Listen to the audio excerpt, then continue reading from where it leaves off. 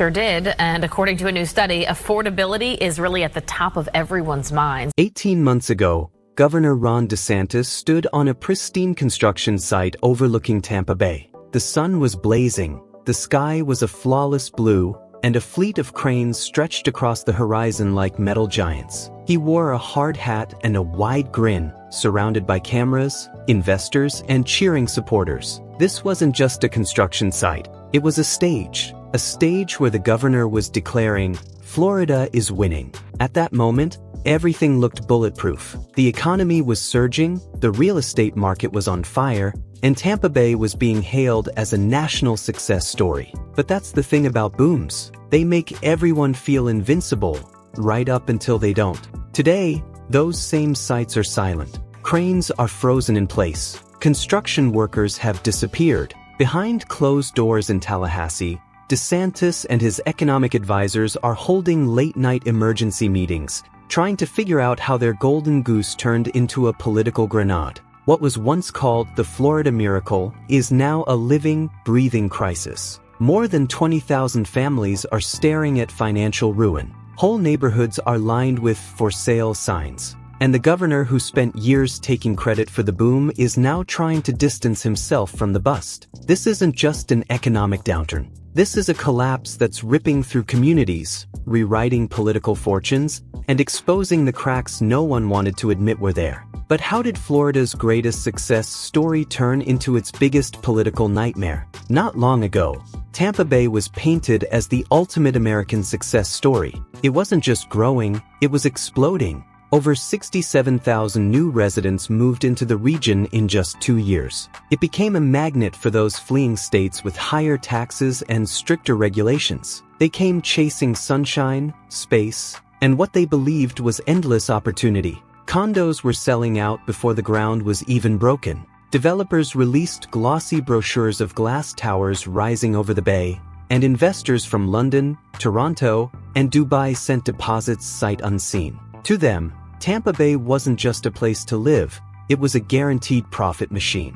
DeSantis and his team leaned hard into this narrative. He framed it as proof that conservative economics worked. Zero state income tax, business-friendly policies. Florida is open for business. It was the perfect political message. Every ribbon cutting became a campaign ad. Every construction milestone was paraded across social media. The governor positioned himself not just as a leader, but as the architect of a miracle. And for a while it worked. Housing prices kept rising. Developers kept building. The influx of new residents fed the narrative of unstoppable momentum.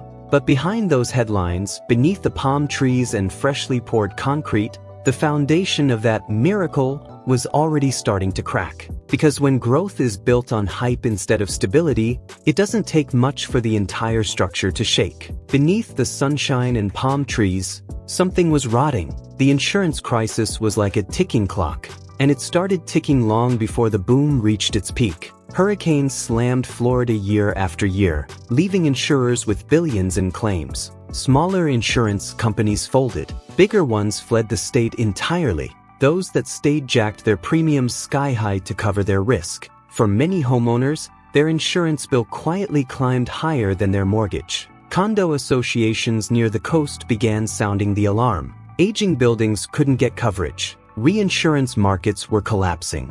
Premiums were spiking overnight. But most buyers didn't care, or worse, didn't even notice. They were too busy rushing to buy before prices went even higher. Politicians didn't want to address it either. It was bad optics to talk about cracks in the foundation when the campaign banners were celebrating record growth. By the time the public realized how bad it was, the bomb was already seconds away from going off. And then came the frenzy that pushed the market over the edge. The Tampa Bay real estate boom stopped being a housing market. It became a feeding frenzy. The median home price crossed $600,000, a 27% jump in a single year. In luxury towers, investors weren't just buying condos, they were buying entire floors. Cash deals made up 60% of luxury sales. International buyers were treating Tampa like a Vegas casino, flipping pre-construction contracts like poker chips. Every time a developer raised prices, buyers lined up anyway.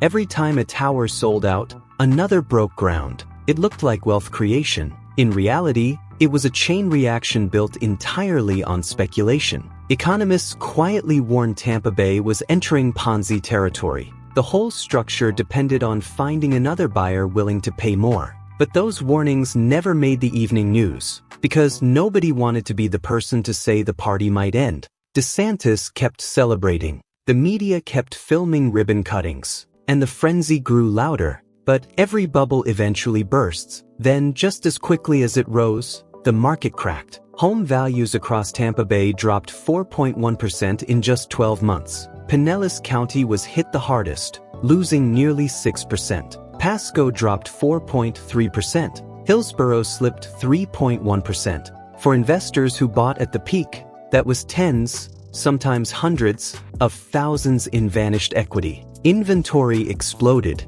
There are now 19,000 homes on the market. That's nearly 80% higher than normal. Whole neighborhoods are lined with for sale signs. Entire condo towers have gone dark at night because owners walked away. Buyers see desperation. Homes sit unsold for months. Agents slash prices again and again. Confidence evaporates. People stop buying. And when nobody buys, the market bleeds out even faster. This isn't a slow decline. It's a visible collapse playing out street by street, block by block. And this wasn't just about numbers on a spreadsheet. It was about lives being turned upside down. Behind every statistic is a story, and Tampa Bay is now full of them. A teacher in Pasco County bought a modest townhouse in 2021, stretching every dollar to make it work. 2 years later, her insurance premium alone is $9,000. Her HOA demanded a $40,000 special assessment for structural repairs.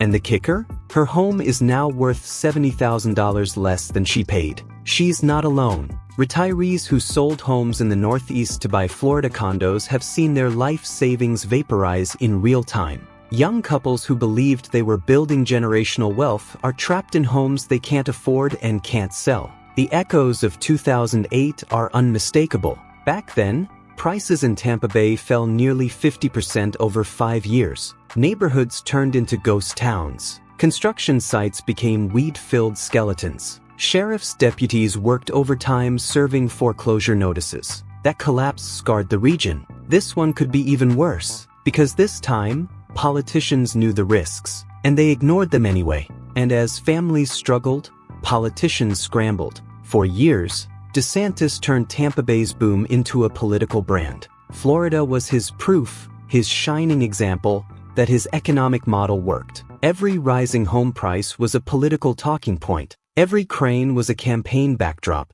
But now, every foreclosure is a headline. Every bankruptcy is a scarlet letter. Internal polling shows a sharp drop in support among homeowners. People who once cheered his name now blame him for their ruined finances. Press conferences that used to sound triumphant now sound cautious, even desperate. The governor avoids the topic entirely in public appearances. Behind the scenes, according to insiders, the mood is grim. Panic meetings, blame games, quiet calls to national GOP strategists asking for backup. But national Republicans, the same ones who once held up Florida as proof of success, are quietly stepping away. When your brand is, "I built this boom," you also own the bust. And while politicians point fingers, the economy keeps bleeding. The collapse is radiating outward like shockwaves from an earthquake. Construction sites have gone silent. Projects are on indefinite hold. Cranes loom like rusting monuments to a dream gone wrong.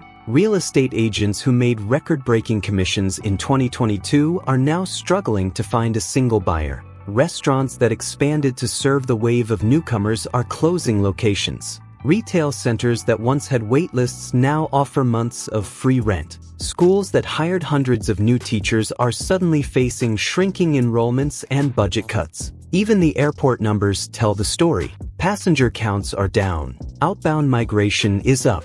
Tampa Bay is now ranked number 16 on the list of cities people are fleeing, the same city that, just a few years ago, topped inbound lists. The insurance crisis is pouring gasoline on the fire. Homes without insurance can't sell. Homes with insurance are too expensive to keep. Homeowners are trapped. Investors are gone. And this collapse doesn't stop at Tampa Bay's borders. For years, Florida has been the star of the conservative economic show. DeSantis built his national ambitions on that reputation. Tampa Bay was supposed to be the crown jewel, proof that low taxes and light regulations could create paradise. But paradise is cracking. The market is 21% overvalued. Net migration has flipped negative in key counties. Thousands are leaving, and the trust that politicians once leaned on is evaporating. The governor can't simply blame Washington or inflation. This collapse was homegrown. The same people who cheered him at ribbon cuttings now feel betrayed.